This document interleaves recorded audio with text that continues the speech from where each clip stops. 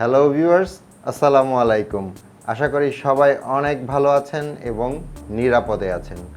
আপনার হাতে থাকা আপনার প্রিয় এই স্মার্টফোনটি যে কোনো সময় হারিয়ে যেতে পারে কিংবা চুরি হয়ে যেতে পারে।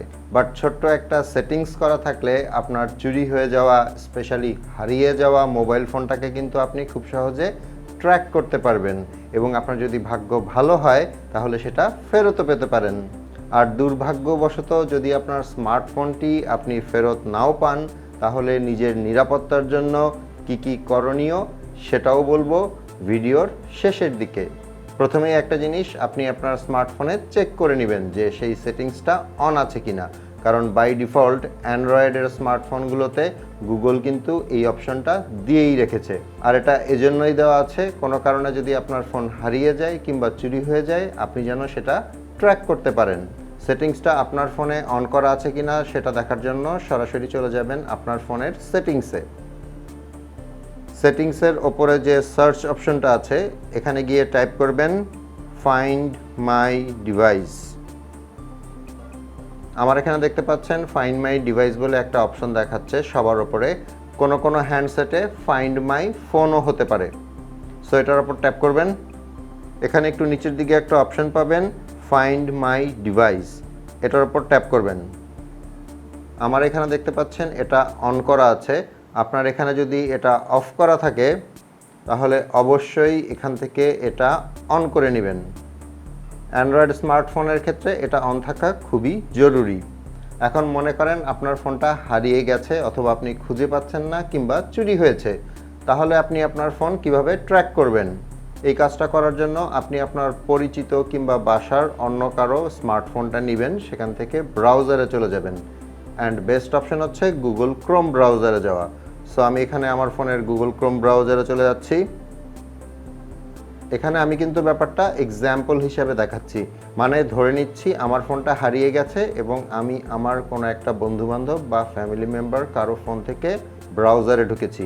এখন স্বাভাবিকভাবেই তাদের ফোনে তাদের জিমেইল দিয়ে ব্রাউজার লগ ইন করা থাকবে। সো ব্রাউজারের ওপরে যেখানে প্রোফাইল লোগো বা প্রোফাইল আইকন আছে ওখানে ট্যাপ করবেন। ওই ব্যক্তির ফোনটা যেই জিমেইল দিয়ে লগ ইন করা আছে সেটা এখানে দেখাবে, সেটার ওপর ট্যাপ করবেন। সো এখন আপনার সেই ফ্রেন্ডের বা পরিচিত মানুষের ফোনে যতগুলো জিমেইল অ্যাড্রেস আছে সবগুলো এখানে দেখাবে। এখন নিচের দিকে একটা অপশন পাবেন অ্যাড অ্যাকাউন্ট টু ডিভাইস, এটার ওপর ট্যাপ করবেন এবং আপনার যেই ফোনটা হারিয়েছে বা চুরি হয়ে গিয়েছে সেই ফোনটাতে যেই জিমেইল লগ ইন করা ছিল, মানে আপনার যেই জিমেইলটা লগ ইন করা ছিল সেটা এখানে লগ ইন করে নেবেন। লগ ইন করা হয়ে গেলে আবার নতুন করে গুগল ক্রোমে যাবেন এবং গুগল ক্রোমের সার্চ অপশনে গিয়ে সার্চ করবেন ফাইন্ড মাই ডিভাইস। এখন এখানে অনেকগুলো সাইট পাবেন, তার মধ্যে গুগলের একটা সাইট আছে। এখানে যে সাইটটা দেখতে পাচ্ছেন ফাইন্ড মাই ডিভাইস গুগল, এবং ওপরে দেখতে পাচ্ছেন সাইটের অ্যাড্রেসটা কিন্তু দেওয়া আছে www.google.com। এটার উপর ট্যাপ করবেন। এটা করা মাত্রই আপনার যে ফোনটা হারিয়েছে, খুঁজে পাচ্ছেন না বা চুরি হয়ে গিয়েছে সেটা এখানে ম্যাপে শো করবে। এখানে নিচের দিকে তিনটা অপশন দেখতে পাচ্ছেন, একটা হচ্ছে প্লে সাউন্ড, আরেকটা হচ্ছে সিকিউর ডিভাইস, আরেকটা হচ্ছে ইরেজ ডিভাইস। আপনার যদি মনে হয় আপনার ফোনটা অফিসের কোথাও আছে কিংবা আপনার বাসায় কোথাও আছে, আপনি খুঁজে পাচ্ছেন না, ফোনটা হয়তো সাইলেন্ট করা, সো আপনি কল দিলেও রিং বাজবে না, তো সেক্ষেত্রে প্লে সাউন্ড যে অপশনটা আছে এটার ওপর ট্যাপ করবেন।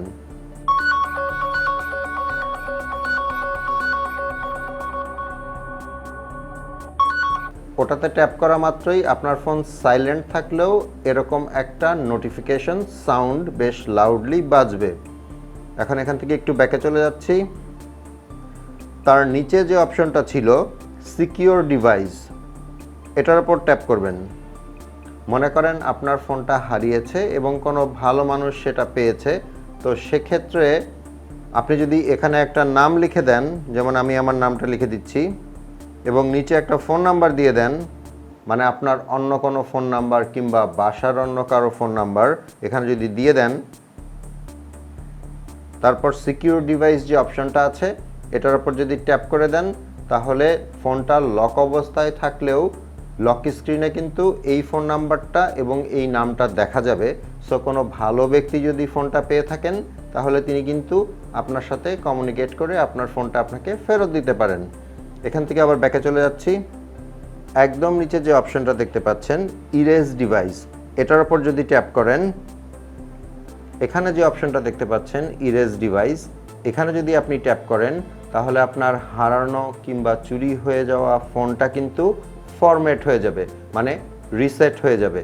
সো ফোনটাতে যদি আপনার কোনো গোপন কিংবা পার্সোনাল ছবি, ভিডিও, ফাইল এগুলো থাকে এবং সেগুলো যেন অন্য কেউ দেখতে না পারে, সেক্ষেত্রে আপনি যদি এখান থেকে ইরেজ ডিভাইস করে দেন তাহলে ফোনটা রিসেট হয়ে গেলে অন্য কেউ কিন্তু সেই ডকুমেন্টস, ফটোস কিংবা ভিডিওস আর দেখতে পাবে না। এখন এখান থেকে আবার আমরা ব্যাকে চলে যাচ্ছি। এই স্ক্রিনে যেখানে ফোনের নাম এবং মডেল নাম্বার দেখাচ্ছে, মানে আমার ক্ষেত্রে দেখাচ্ছে Redmi 10 2022, তার পাশে দেখতে পাচ্ছেন একটা আই বাটন আছে। এই আই বাটনের ওপরে যদি আপনি ট্যাপ করেন, এখানে ডিভাইসটার IMEI নাম্বার শো করবে এবং কবে ফার্স্ট রেজিস্টার হয়েছিল, মানে আপনি ফোন কবে অন করেছিলেন সেটা এখানে দেখাবে এবং লাস্ট কখন দেখা গিয়েছে সেটাও দেখাবে। সো আপনার যেটা দরকার হবে এখান থেকে এই IMEI নাম্বারটা কোনো একটা কাগজে লিখে ফেলা। আর এখন বলছি কেন এই IMEI নাম্বারটা জরুরি। IMEI নাম্বারটা এজন্যই দরকার, যদি কোনো প্রফেশনাল চোর আপনার ফোনটা চুরি করে থাকে তাহলে কিন্তু সে নিয়েই ফোনটা টার্ন অফ করে দিবে অথবা ফোনটা রিসেট দিয়ে দিবে। তো সেক্ষেত্রে আপনি কিন্তু কোনোভাবেই এই চুরি হয়ে যাওয়া ফোনটাকে আর ট্র্যাক করতে পারবেন না। এখন আপনার যদি আপনার ফোনের IMEI নাম্বারটা জানা থাকে, যেটা আপনি এভাবেও বের করতে পারেন, যেটা একটু আগে দেখালাম, অথবা আপনার কাছে যদি আপনার ফোনের প্যাকেটটা থেকে থাকে, মানে বক্সটা থেকে থাকে, তাহলে বক্সের গায়েও দেখবেন IMEI নাম্বার লেখা থাকে। এরকম সিচুয়েশনে আপনাকে আসলে চলে যেতে হবে নিয়ারেস্ট থানায় এবং থানায় গিয়ে আপনাকে একটা জেনারেল ডায়েরি বা জিডি করতে হবে, যেখানে আপনার ফোনের মডেল নাম্বার এবং স্পেশালি এই IMEI নাম্বারটা মেনশন করতে হবে। আমাদের দেশের আইন শৃঙ্খলা রক্ষাকারী বাহিনী কিন্তু এখন এই IMEI নাম্বার দিয়ে চুরি হয়ে যাওয়া ফোন ট্র্যাক করে প্রকৃত মালিককে ফিরিয়ে দিচ্ছে, এরকম অনেক রেকর্ড আছে। আর এছাড়াও আপনার চুরি হয়ে যাওয়া ফোন অবভিয়াসলি চোর অন্য কারো কাছে সেল করে দিবে। এখন সেটা একটা দুষ্টু প্রকৃতির লোকের কাছেও হতে পারে, কোনো চোর ডাকাতের কাছেও হতে পারে, এবং ওই ফোন ব্যবহার করে যদি কোনো ক্রাইম হয় তাহলে কিন্তু আপনি পরে ফেঁসে যেতে পারেন। কিন্তু আপনার ফোন হারিয়ে যাওয়া বা চুরি হয়ে যাওয়ার পরপরই যদি আপনি থানায় একটা জিডি করে রাখেন তাহলে কিন্তু সেটা আপনার জন্যই ভালো।